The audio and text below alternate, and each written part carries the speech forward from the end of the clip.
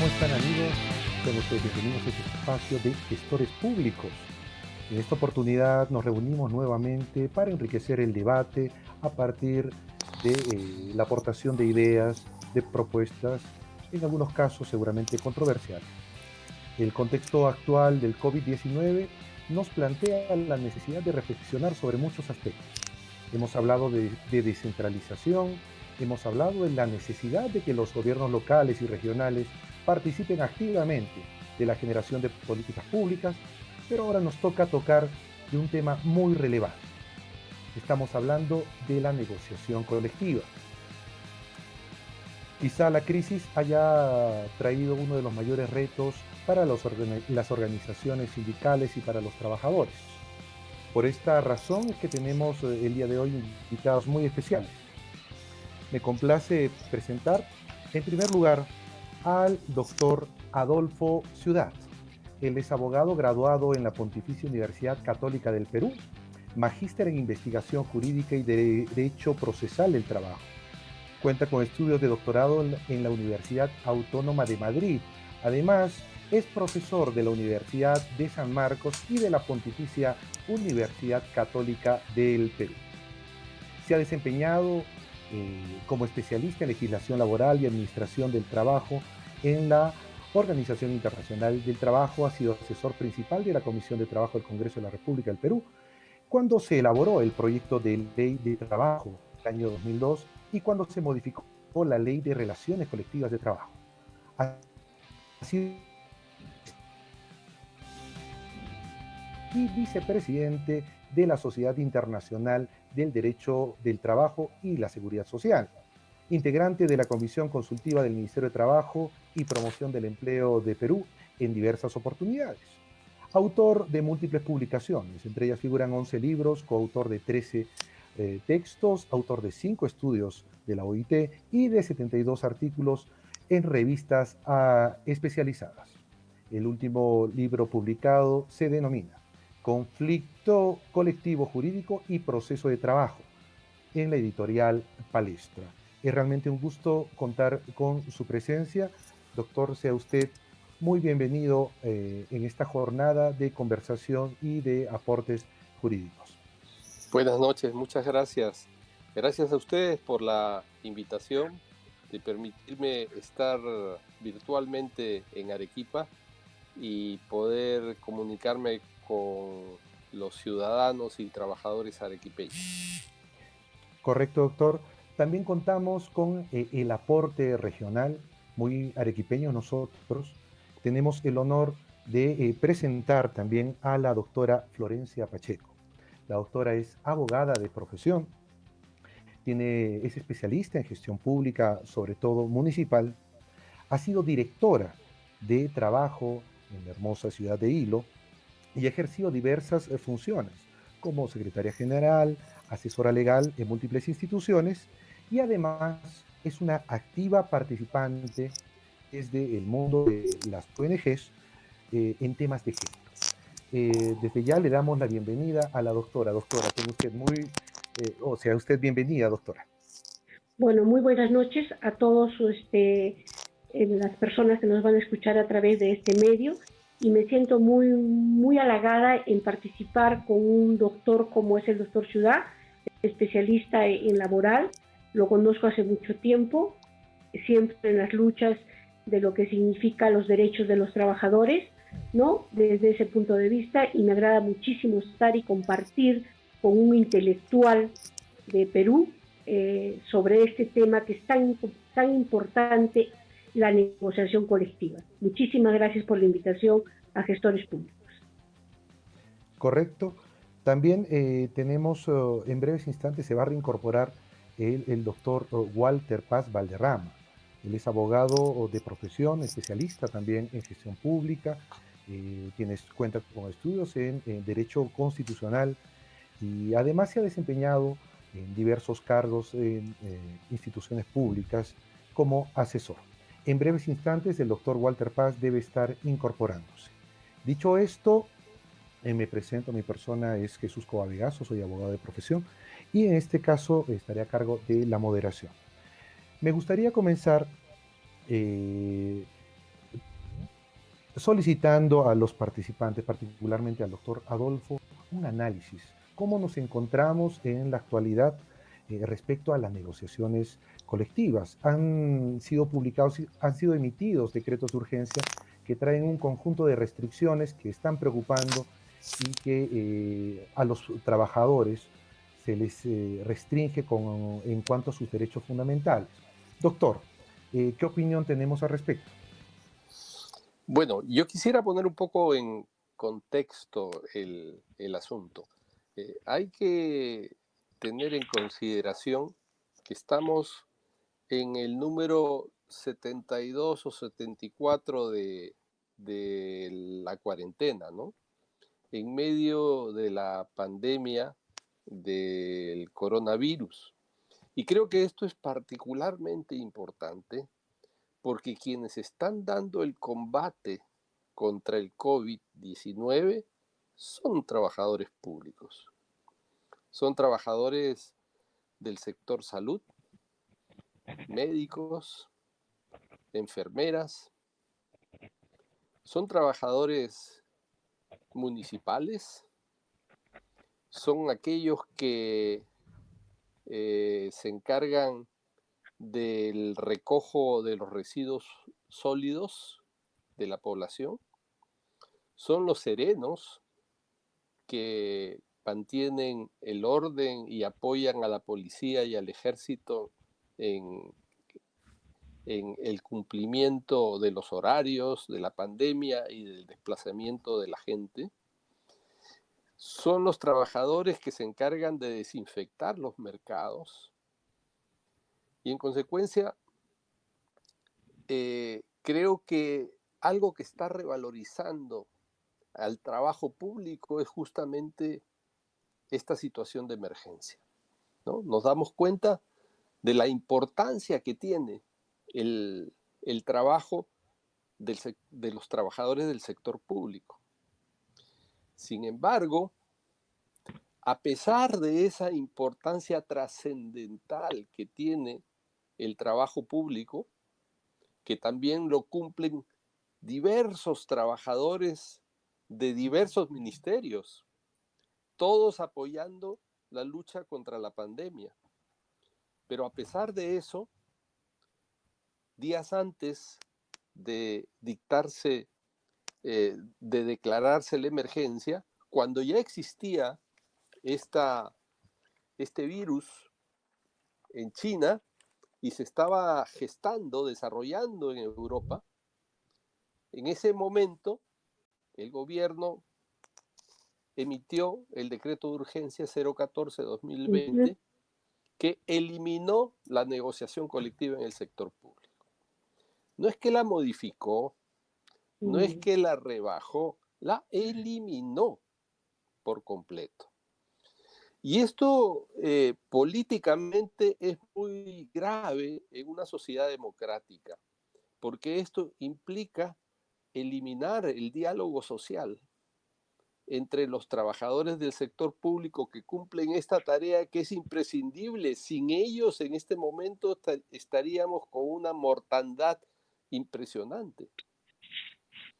Se ha eliminado el diálogo social, se ha eliminado la negociación colectiva y se ha dispuesto que sea el Ministerio de Economía y Finanzas el que determine el nivel de las remuneraciones y las condiciones de trabajo del sector público. Con esta norma solo se podrá negociar una vez cada 7 años,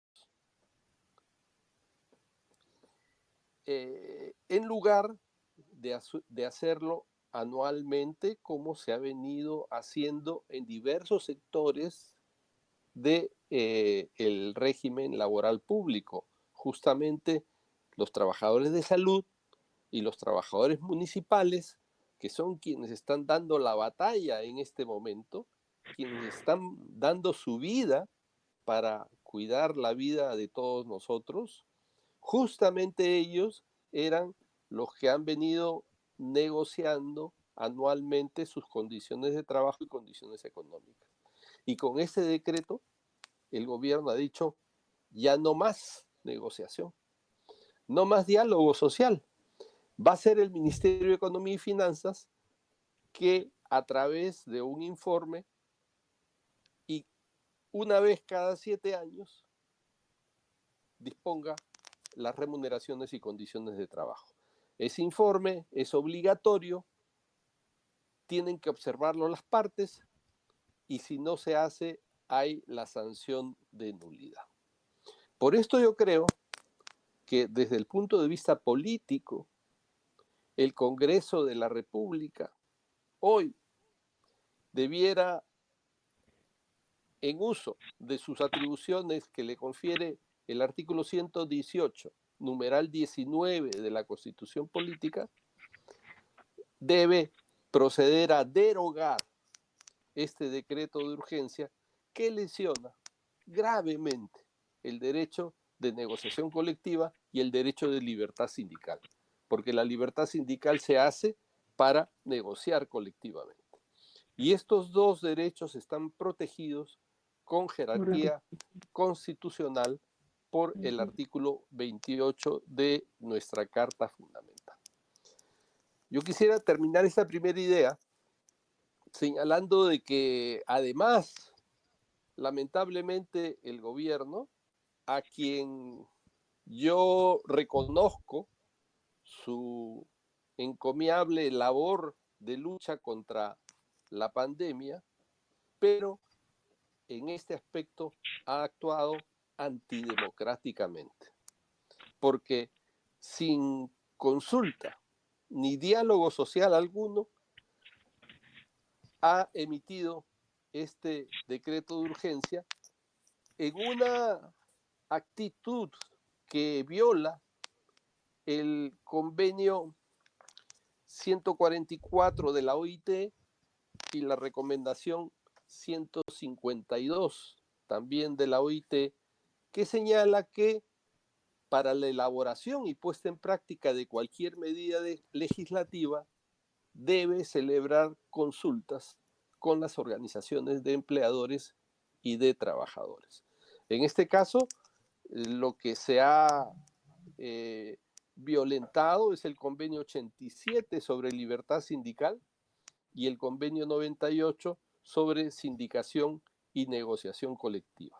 Estos dos convenios consolidan el diálogo social entre el gobierno y las organizaciones de trabajadores y de empleadores, y de esta manera se contribuye al afianzamiento de la democracia y de la instauración del diálogo social como el eje en torno al cual debe girar el sistema de relaciones de trabajo. Sin embargo, el gobierno, en forma antidemocrática y autoritaria, ha impuesto este decreto de urgencia que es inconstitucional y está en contra de los convenios internacionales de la OIT.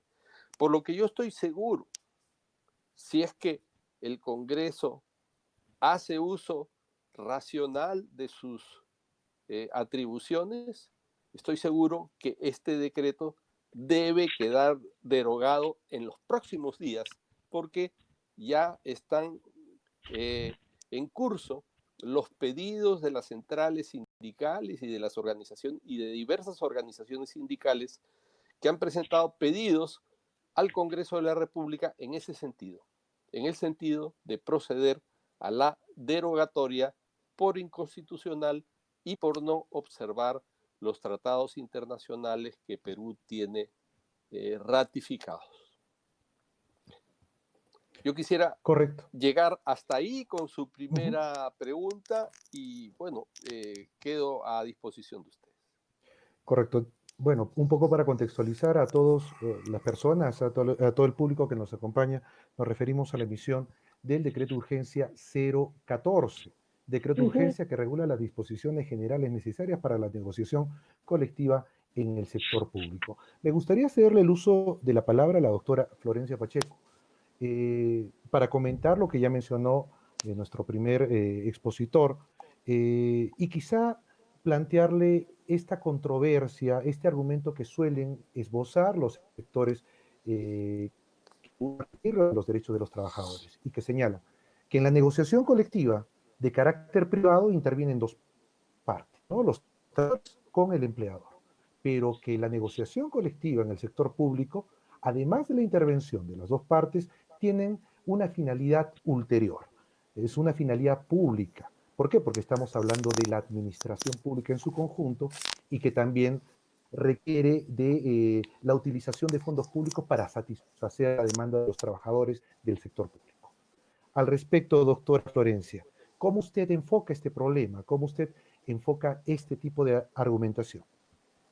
Bueno, en primer lugar, quería argumentar un poco más lo que decía el doctor Ciudad, en el sentido de que no solamente este decreto de urgencia es inconstitucional y se va en contra de los trabajadores, sino en el momento en que lo sacan en el mes de enero, porque sale en el mes de enero, eh, el decreto de urgencia, muchos trabajadores, que a mí me sorprendió bastante, sentían de que por fin tenían una regulación en su negociación colectiva.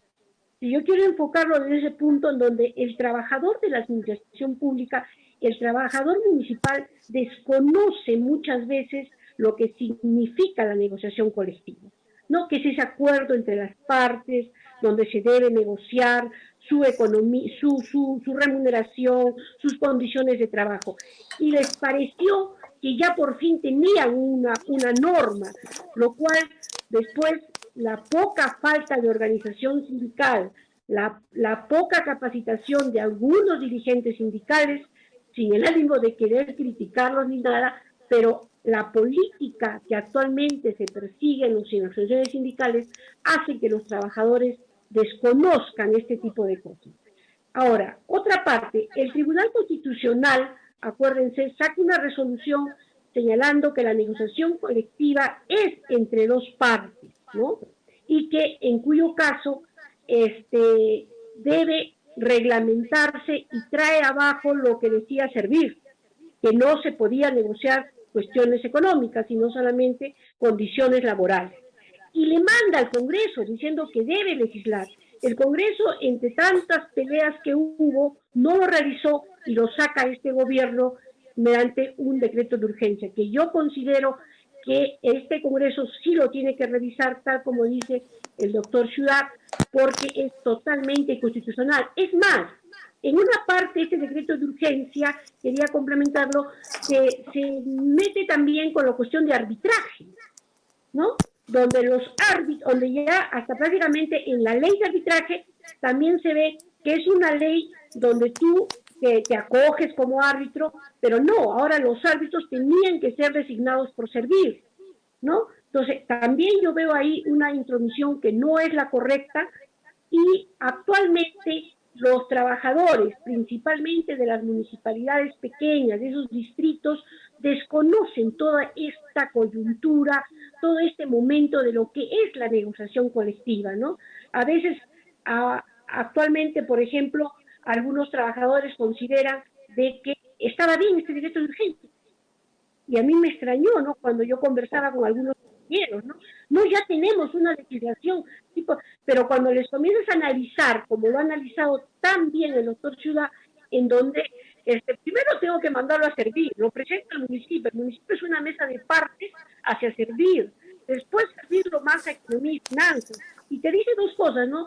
Si estás respetando las reglas fiscales y si hay disponibilidad presupuestal, bueno, economía y finanzas, que no sé si es nuestro órgano rector como municipio, yo creo que no lo es, somos un gobierno local, somos el tercer gobierno de nivel de gobierno, entonces no podemos estar supeditados, me parece, a lo que el Ministerio de Economía y Finanzas defina si no tenemos aumento o no tenemos aumento, si nos dan mejores condiciones de trabajo o no nos dan mejores condiciones de trabajo. Eso sería por el momento. Gracias.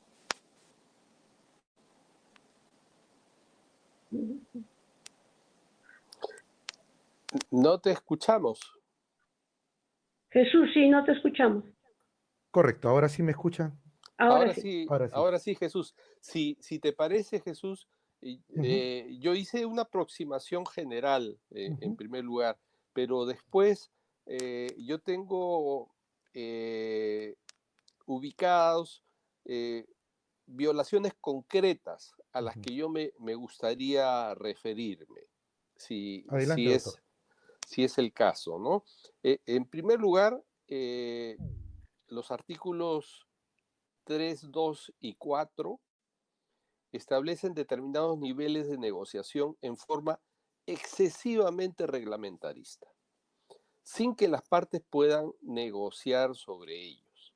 Entonces, así se asigna un nivel determinado para cada tipo de entidad del Estado y se hace una distribución de materias que pueden negociarse unas a nivel centralizado y otras a nivel descentralizado. Y además se dispone la posibilidad de establecer mesas especiales que no se señala en la ley cuáles son, sino que se dispone que se establecerán a través del reglamento, sin que podamos las partes involucradas saber en qué sentido serán dichas normas. Entonces, esto es contrario a la doctrina que tiene establecida la OIT. Esto viola el principio de libertad para negociar, libertad de negociación colectiva, porque se impone una estructura, una estructura de niveles determinado que impide a las partes negociar de otra forma. Por ejemplo, a nivel regional de Arequipa, en la región de Arequipa, sí, todas las organizaciones sindicales y todas las entidades del Estado desearan establecer un convenio regional, no pueden hacerlo, porque no está previsto en la ley. O sea, se tendría que modificar la ley para que eso sea posible, lo que da cuenta de la intromisión que hace el Estado en las posibilidades que tienen las partes de poder llegar a acuerdos sobre los niveles de la negociación que determina una estructura determinada de la negociación. Otro asunto que es bastante notorio, yo diría que uno de los más notorios del decreto de urgencia 014, es el que está contenido en el artículo 5.3 y en el artículo 6. Estos artículos señalan que será el gobierno el que decida unilateralmente el contenido del convenio a través del informe económico financiero que emitirá el Ministerio de Economía y Finanzas, que se ha dispuesto que es de obligatorio cumplimiento y que debe expedir entonces el ministerio antes de que se inicie la negociación. O sea, nadie negocia si no llega el informe del Ministerio de Economía y Finanzas. Es decir, nadie se mueve hasta que llegue el informe que va a ser obligatorio. Entonces, si es obligatorio, ¿qué voy a negociar? Entonces, no se podrá pactar nada diferente de lo señalado en el informe bajo sanción de nulidad. Esto realmente es una tomadura de pelo, porque restringe en forma absoluta la libertad de negociación. De otro lado, tenemos el artículo 5.2 y el 5.4, que establece una duración mínima del convenio de 2 años, sin que las partes puedan negociar una duración menor. Y a este respecto, tal como figuran en informes de Servir, las organizaciones sindicales del sector público y el sector público incluido, mayoritariamente han venido pactando en los últimos años convenios por plazos menores a los 2 años. Sin embargo, aquí se impone el plazo de 2 años, como mínimo. De otra parte, tenemos la tercera disposición complementaria transitoria, que establece la prohibición de presentar pliegos de reclamos y de negociar colectivamente a las organizaciones sindicales que tienen pactada alguna condición económica o que hayan iniciado una negociación colectiva incluyendo alguna condición económica durante los años 2016 a 2019. Es decir, si en estos 4 años la organización sindical de alguna entidad pública ha pactado una condición económica o sin haberla pactado presentó en su pliego de reclamos y negoció, aunque no lo hubiera conseguido, está prohibida de presentar pliegos de reclamos en el año 2020. Otra prohibición en ese mismo sentido de presentar pliegos de reclamos es la prohibición que está establecida en el artículo 5.2, que dispone la prohibición de negociar en el año anterior a las elecciones generales y regionales y municipales. Con lo que en un periodo democrático de un gobierno de 5 años tenemos 2 elecciones siempre, la elección general y la elección regional. Y en consecuencia, por ejemplo, en este año, por esta prohibición, no se pueden presentar pliegos de reclamos. No se pueden. ¿Por qué? Porque el próximo año hay elecciones. El siguiente año, el año 2021, tampoco se va a poder presentar pliego de reclamos porque al siguiente año, el 2022, van a haber elecciones regionales. Y finalmente, el artículo 5.3, numeral 2, establece el inicio de vigencia en el año subsiguiente a la presentación del pliego de reclamos. Lo que implica que esta regla, conjuntamente con las otras reglas que acabo de mencionar, se negocie solo una vez cada 7 años. Una vez cada 7 años. Yo tengo elaborado un diagrama de tiempo que, si me permiten, se los expongo, lo busco y se lo muestro, pero hasta ahí llegaría en este comentario hasta el momento. Luego muestro el diagrama de tiempo, mientras alguno de mis otros colegas puede hacer también un comentario sobre estos aspectos. ¿Sí? Correcto, doctor.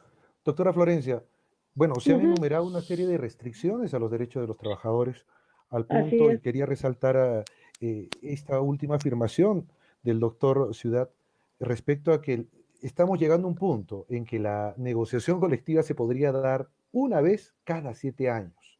Al respecto, desde la perspectiva jurídica, política o inclusive desde los gobiernos locales o regionales, ¿qué podemos hacer o qué puede hacer el ámbito local, el ámbito regional, para revertir esta tendencia tan negativa como se ha descrito? Así es. Es que prácticamente para mí ya no es negociación colectiva, porque ya viola todos los derechos constitucionales, así como todos los convenios de la OIT. Eso no es negociación colectiva, eso es imposición del gobierno. Yo siempre lo he manifestado de esa manera. Ahora, yo pienso que políticamente las organizaciones sindicales tienen que unirse para poder luchar para la derogatoria de este decreto de urgencia, porque no podemos permitir como organización sindical que esto avance, porque si no, la lucha que han tenido algunos trabajadores de la administración pública, acuérdense que hace muchos años no había negociación colectiva en la administración pública, no existía la negociación colectiva. Después de mucho tiempo, el doctor Ciudad debe acordarse que da la negociación colectiva en la administración pública, ¿no? Entonces, no sería dable que ya habiendo tenido una negociación colectiva, estemos retrocediendo a la no existencia de una negociación. Yo puedo contar, por ejemplo, la experiencia desde mi municipalidad. He sido funcionaria en la municipalidad, he sido parte de la cabeza de las municipalidades, pero nuestros sueldos que tenemos actualmente han sido por la negociación colectiva. Los derechos, por ejemplo, de un sueldo en Navidad, en fiestas patrias y en escolaridad, ha sido por negociación colectiva. No, primero hemos tenido el 60, después el 70 del sueldo, hasta llegar al 100% del sueldo, ¿no? Si hemos tenido, por ejemplo, algunas condiciones económicas, perdón, algunas condiciones laborales mejoradas, ha sido por la negociación colectiva en un municipio que tiene recién una vivencia de 25 años. Entonces, se ha logrado que las condiciones del trabajador público sean mejores, ¿no? Porque el trabajador público, yo estoy hablando desde la experiencia de José Luis Bustamante Rivero, ¿no? Donde sí es cierto que nuestro sueldo básico no llegaba ni a 70 soles, ¿no? Y que si uno se jubilaba con eso en ese momento, pues por cada año te daban eso. Pero por lo menos teníamos una mejor gratificación en estas tres épocas del año, que era Navidad, fiestas patrias y de escolaridad, que actualmente es un sueldo. Entonces, ese tipo de decretos de urgencia para mí es un golpe muy fuerte a los trabajadores de la administración pública. Muy, muy fuerte.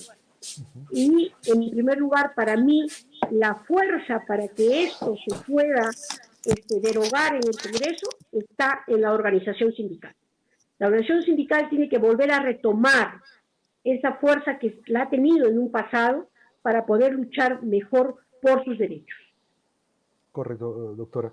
Sin embargo, me gustaría plantearle el otro lado de la moneda, ¿no? ¿Cómo poder hablar de negociación colectiva en una Ahora, circunstancia de crisis, ¿no? En una ahora, circunstancia donde la claro. economía global está paralizada, donde en el caso particular del Perú, eh, nuestras materias primas no se están vendiendo, somos un país de primario exportador, ¿no? Donde probablemente vamos a atravesar la mayor crisis económica de la historia económica y social desde la guerra con Chile, la guerra del Pacífico.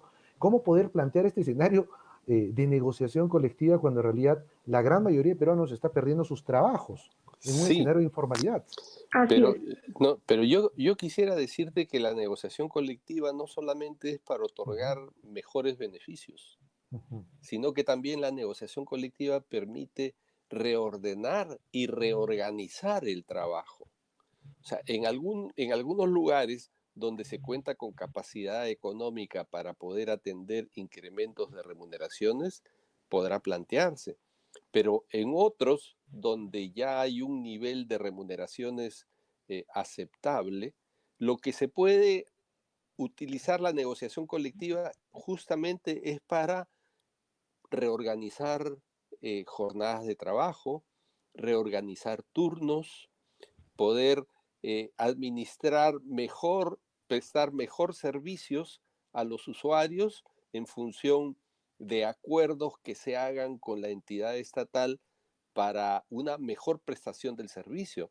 O sea, no hay que entender que la negociación colectiva es únicamente para beneficios directos al trabajador y perjuicios a la empresa o la entidad, sino que también es un poderoso instrumento de diálogo, de conversación para encontrar soluciones creativas a situaciones tan excepcionales como la que estamos viviendo en este momento.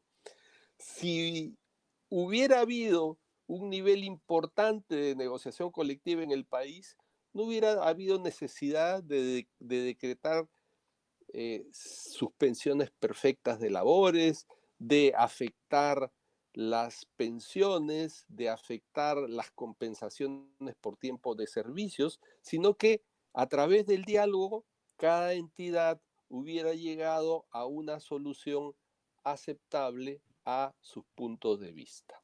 Ahora, si me permite, ujú. volviendo a lo anterior, yo quisiera compartirles el, el diagrama de tiempo, el diagrama de tiempo, que es el siguiente. No sé si ustedes lo pueden ver, Sí, efectivamente. ¿no es cierto? Entonces, miren, en este diagrama de tiempo están los años, 7 años. el 2020. Resumo, el 2020 no se puede presentar pliego de reclamos por ser anterior a las elecciones. En el 2021 tampoco se puede presentar porque en el 2022 también habrá elecciones. Entonces recién se podrá presentar, iniciar una negociación colectiva entre el 1 y el 30 de junio del año 2022. Y para que se negocie todo el año 2023. Si es que el convenio se suscribiera antes del 28 de febrero, el inicio de vigencia sería el 2024 y el 2025 por la disposición que señala que la vigencia debe ser de 2 años. Pero si las conversaciones se demoran o si el informe del MEF no llega, que será seguramente esa la situación, porque tendría el MEF que emitir un informe por cada negociación. Tenemos que, si se suscribe después del 28 de febrero del año 2023, recién va a tener inicio de vigencia en el 2025 hasta el 2026. Con lo que se confirma esto que señalo, que en 7 años se negociará solo una vez. Correcto, correcto.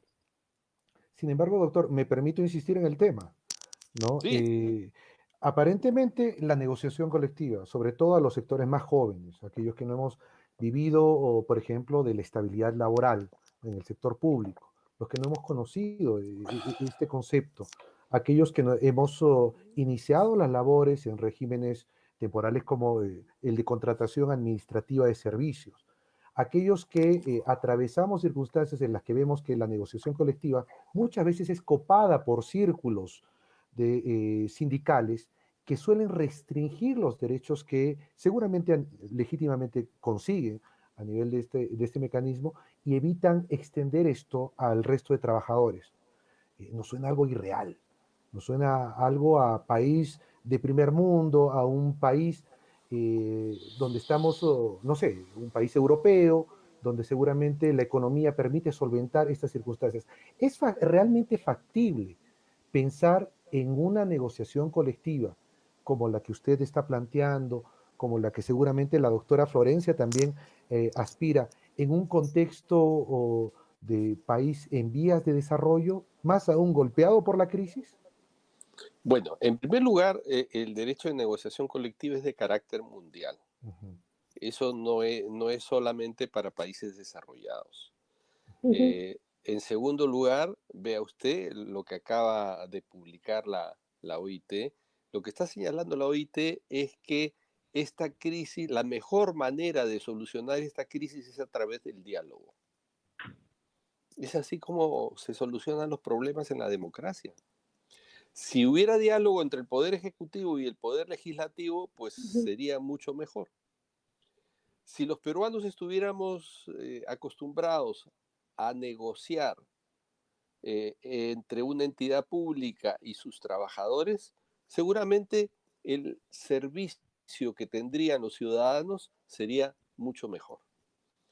La negociación colectiva simplemente es permitir que la voz de los trabajadores sea escuchada.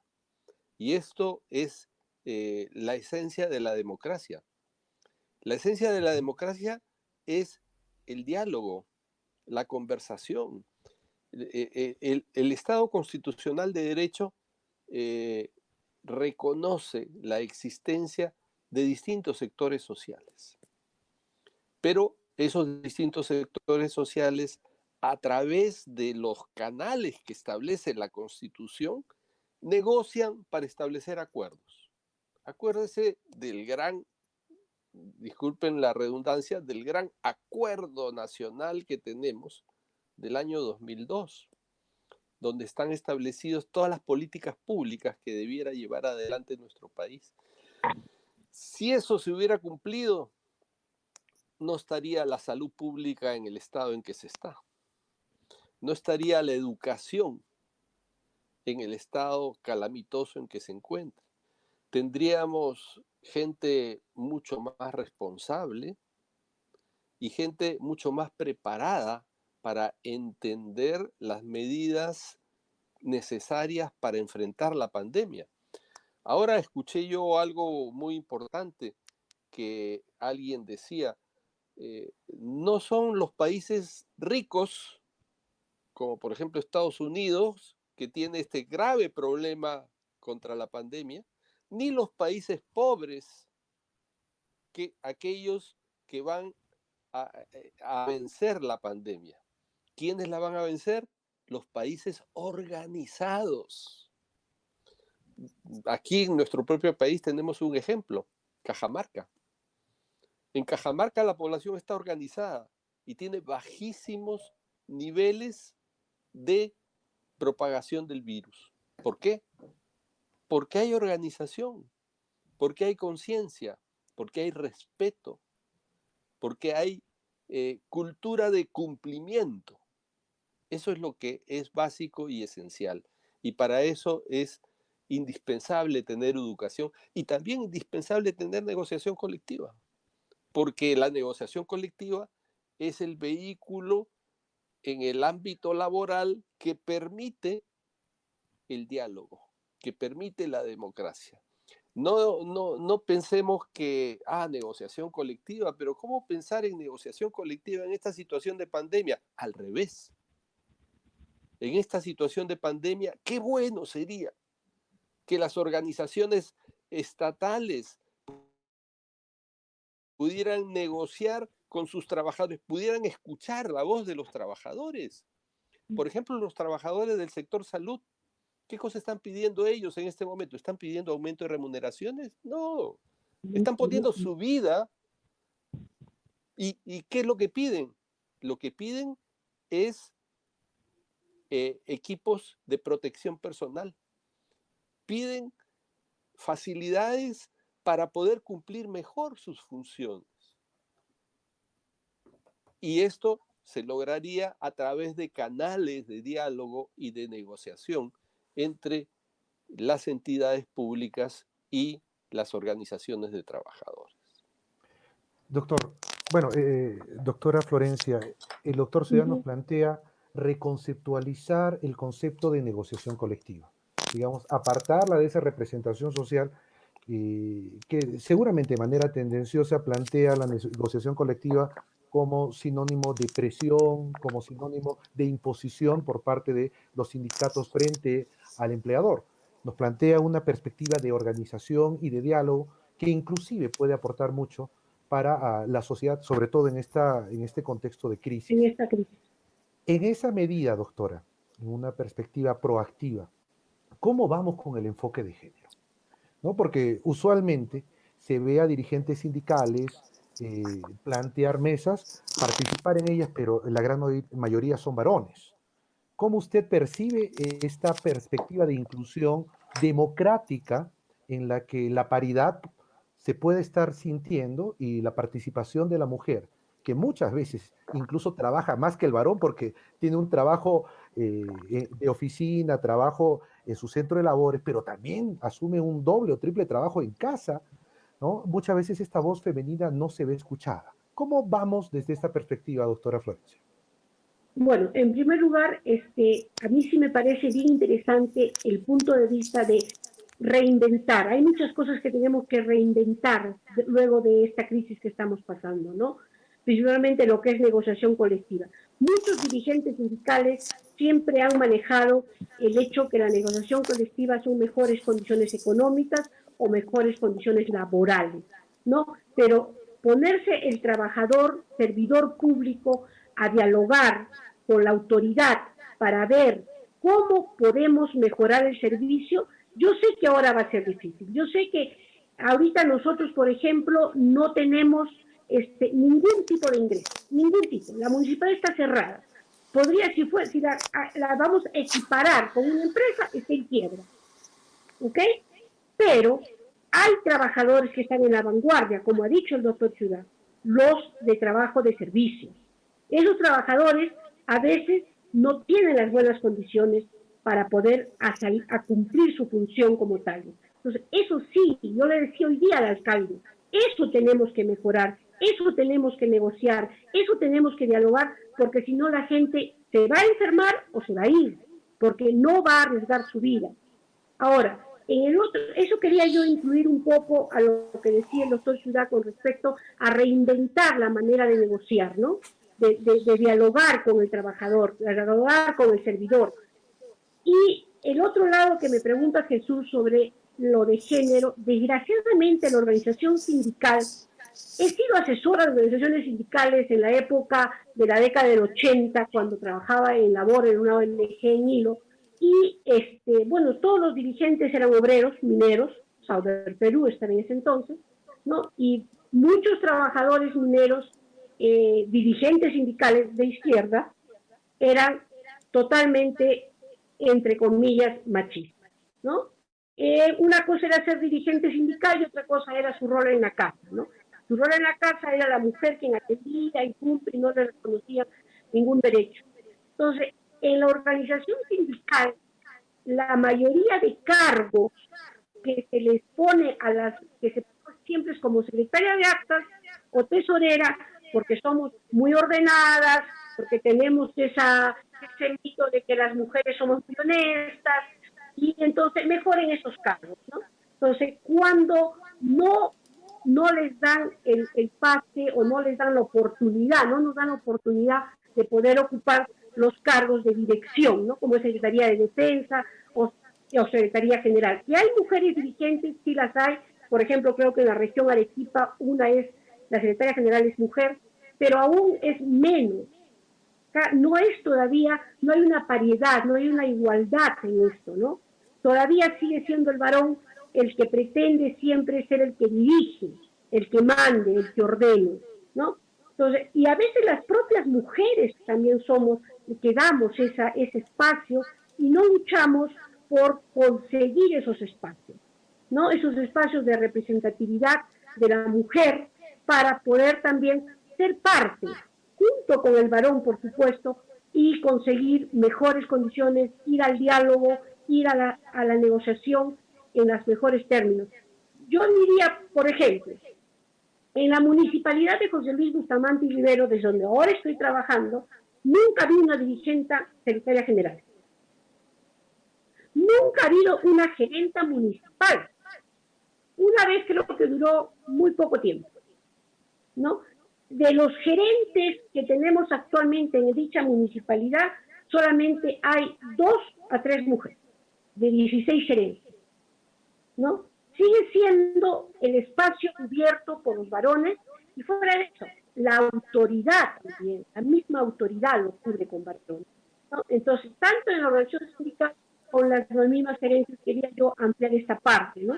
Donde todavía no hay una paridad, no hay, para mí no la hay, ni en la organización sindical ni en la organización municipal, no la hay. Correcto. Bueno, ya estamos Sí, llegando sí, Sí, si doctor. me permites, yo quisiera añadir todavía un aspecto. No es que la negociación colectiva se reinvente en este momento de crisis aguda por la que estamos atravesando. La negociación colectiva siempre fue un mecanismo a través del cual se puede lograr flexibilidad en el trabajo.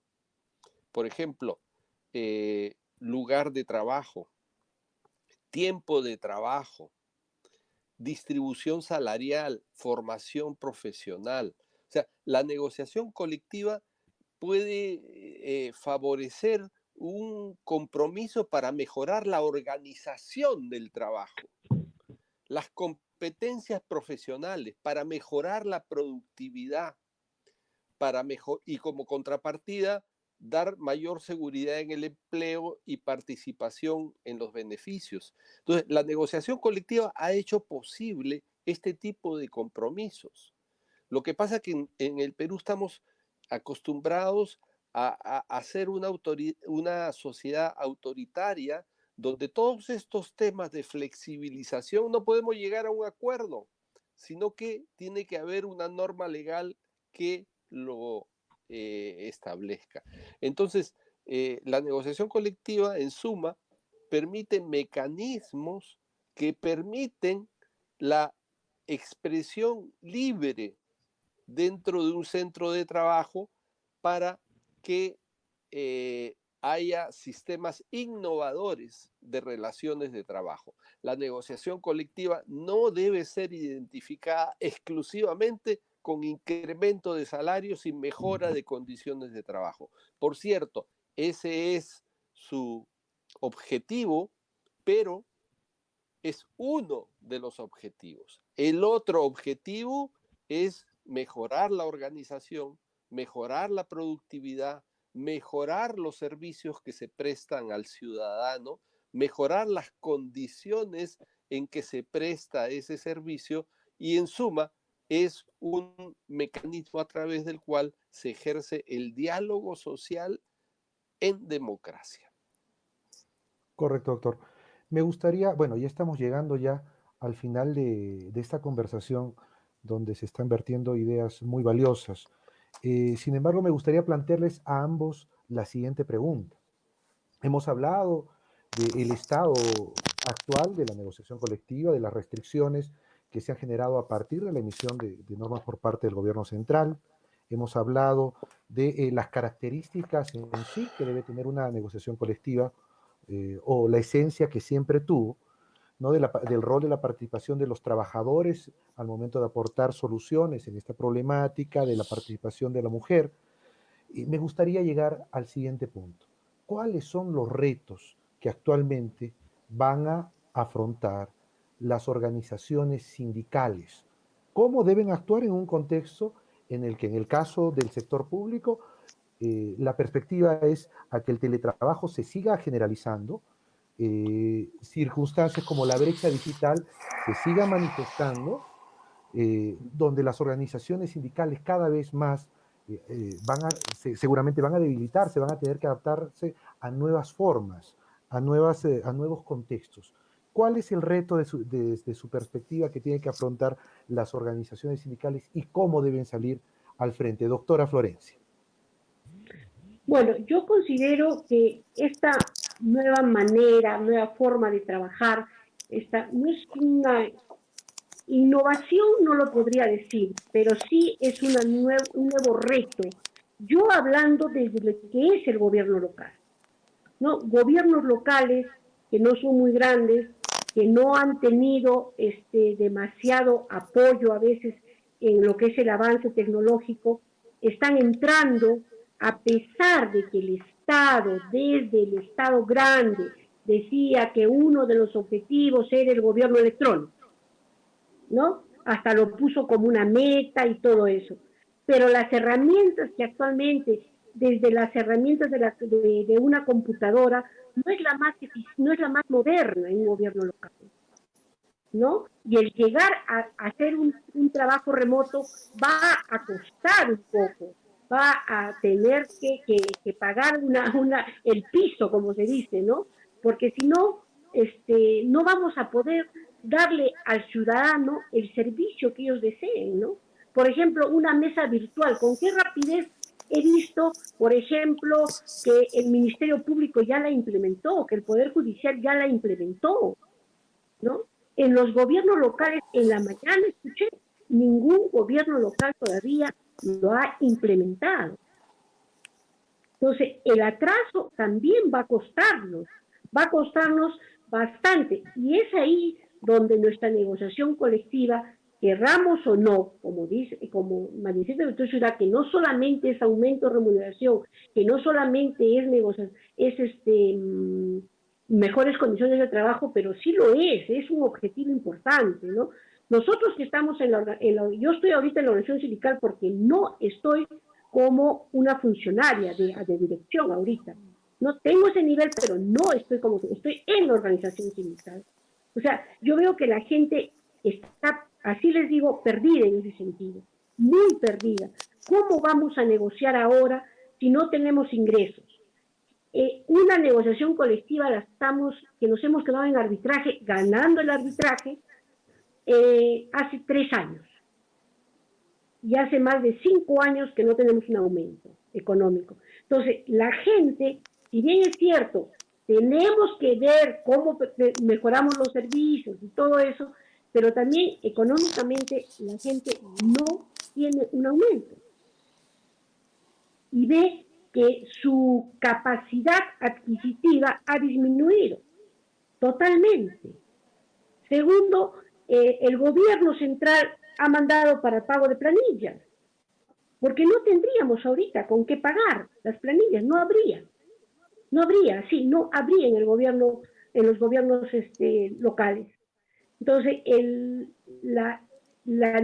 ahorita los trabajadores, por ejemplo, en lo que es esto de la cuestión remota, ¿no? Del trabajo por teletrabajo, ¿no? Entonces, ¿cómo vamos ahora a negociar con el señor alcalde? También va a ser por teletrabajo, perdón, por teleconferencias, ¿cómo vamos a hacerlo? O sea, yo siento que la organización de alguna manera está, no llamarle perdida, pero sí está en una confusión con todos sus derechos, ¿no? Y más ahora con este decreto de urgencia, no se sabe qué va a pasar, porque el gobierno no se ha pronunciado nada sobre la negociación colectiva, hasta en el sector privado, ¿no? Hay sindicatos en el sector privado que estaban por presentar su pliego de reclamos. ¿Qué va a pasar cuando ya tengan ese derecho? Que puede ser después del 30 de junio o ahora en mayo. Después, el otro aspecto, hay que ya estaban negociando y otros que están en arbitraje en el sector privado.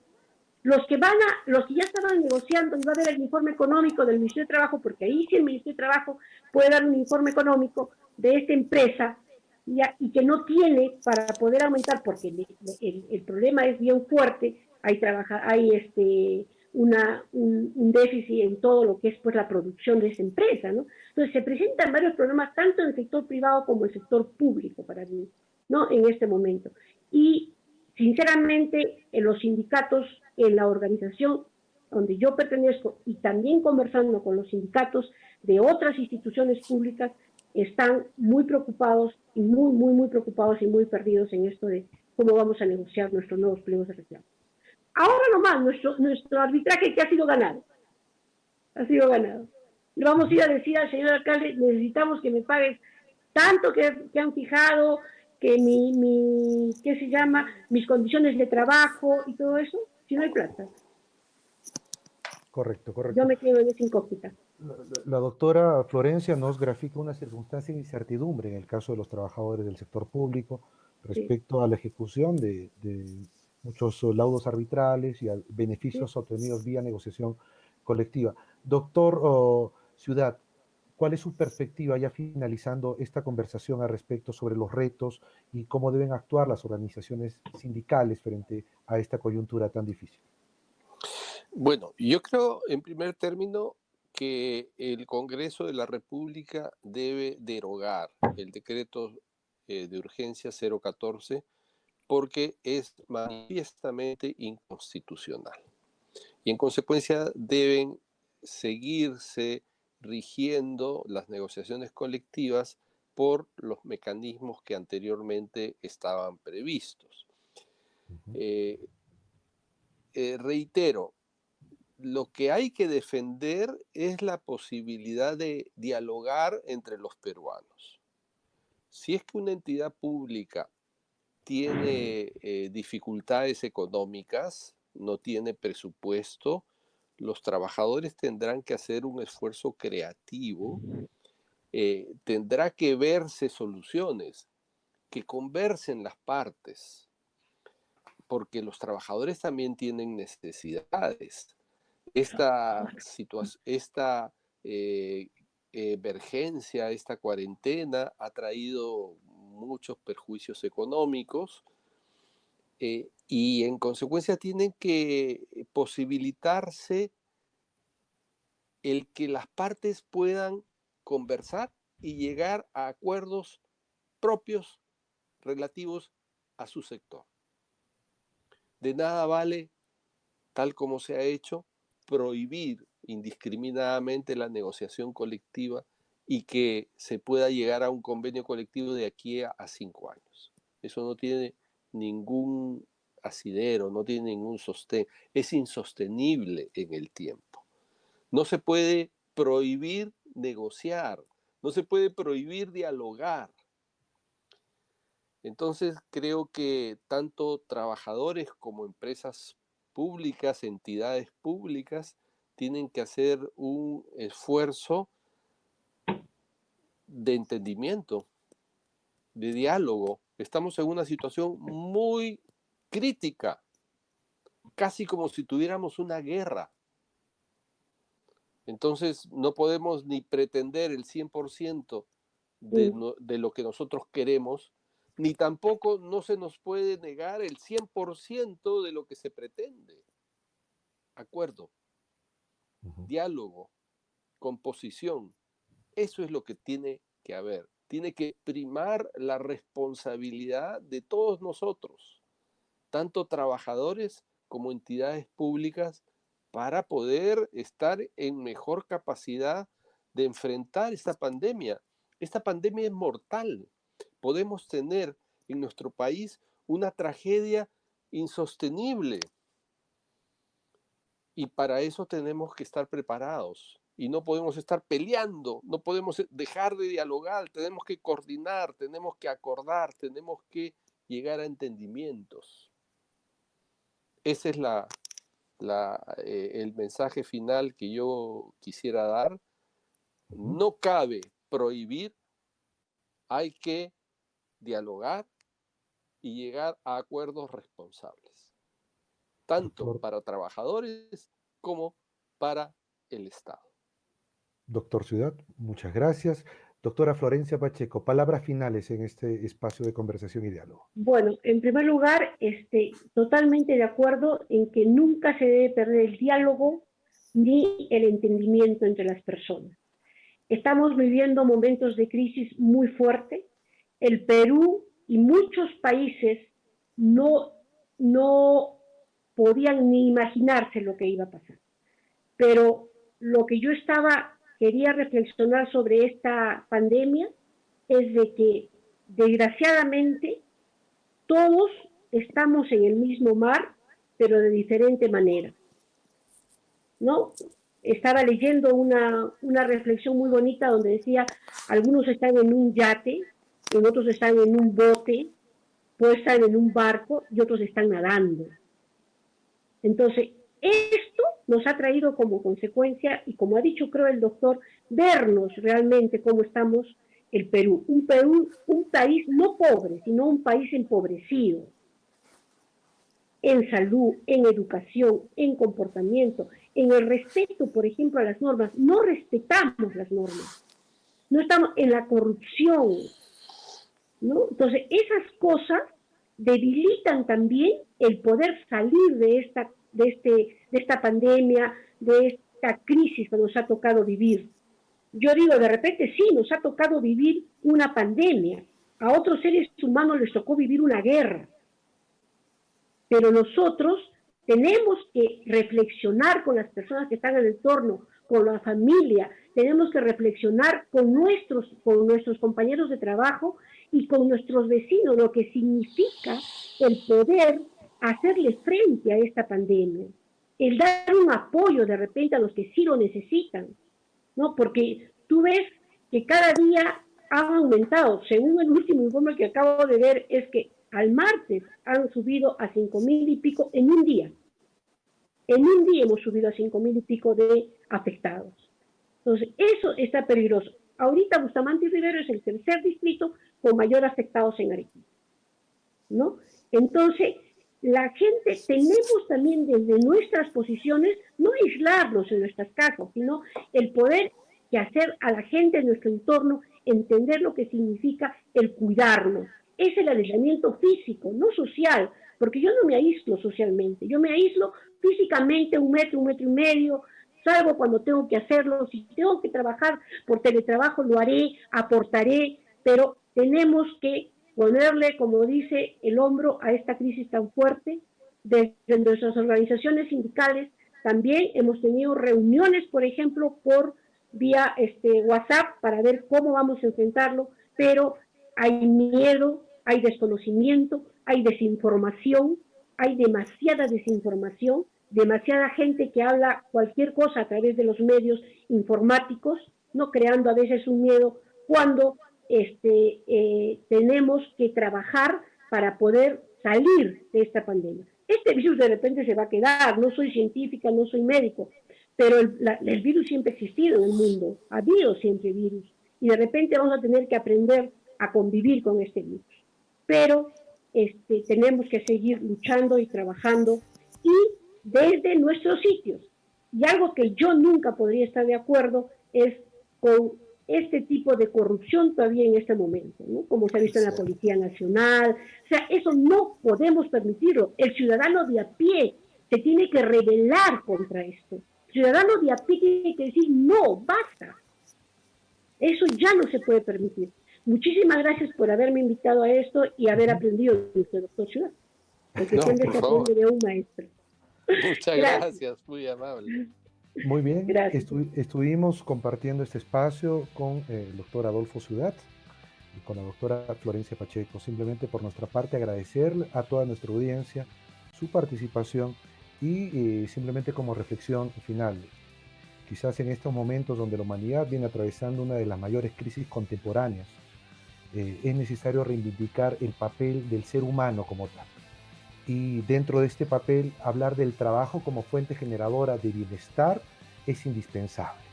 Por tanto, la negociación colectiva debe ser concebida como la posibilidad de generar un espacio de diálogo, un espacio donde los trabajadores puedan manifestar sus necesidades, puedan manifestar sus legítimas aspiraciones y dejar de lado algunas tendencias que se vienen manifestando concretamente a partir del decreto de urgencia 014, que para nosotros implica una recentralización y la imposibilidad concreta de los trabajadores del sector público para poder negociar legítimamente mejoras, no solamente a nivel salarial, sino mejoras a nivel de condiciones de trabajo. Amigos, amigas, muchas gracias y hasta una nueva oportunidad. Muchas gracias.